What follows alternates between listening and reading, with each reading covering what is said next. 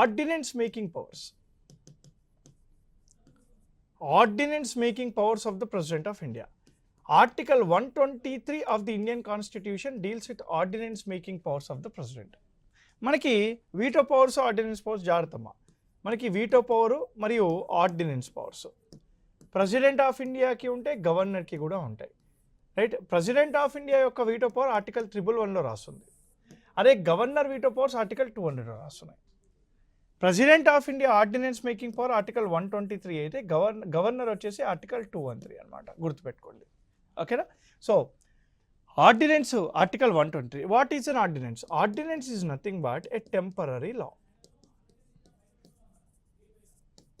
It is nothing but a temporary law. Ordinance is a temporary law. ఇది ఒక temporary చట్టం. ఎవరు ఇస్తారు? It is promulgated by the president of India when 2 conditions are satisfied. 2 కండిషన్లు satisfy అవుతేనే president of India ఆర్డినెన్స్ని జారీ చేయొచ్చు అంట. ఏంటా 2 కండిషన్స్ అంటే, 1 when there is an urgent need for the law. When there is an urgent need for the law. ఖచ్చితంగా చాలా ఇంపార్టెంట్గా అర్జెంట్గా చట్టం కావాలి ఇండియాలో. కానీ చట్టం చేయడానికి Lok Sabha Rajya Sabha is not in session.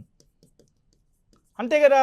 మనకి చట్టాలు చేయాలంటే ముందుగా లోక్సభలో రాజ్యసభలో పాస్ అయ్యి ప్రెసిడెంట్ దగ్గరికి వస్తేనే చట్టం అవుతుంది. కానీ ఆ చట్టం యొక్క అవసరం ఉంది. చట్టం చేయడానికి లోక్సభ రాజ్యసభ ఏమో రైట్ సెషన్లో లేవు. అందుకని టెంపరరీగా president of India right ordinance జారీ చేయవచ్చు అనమాట.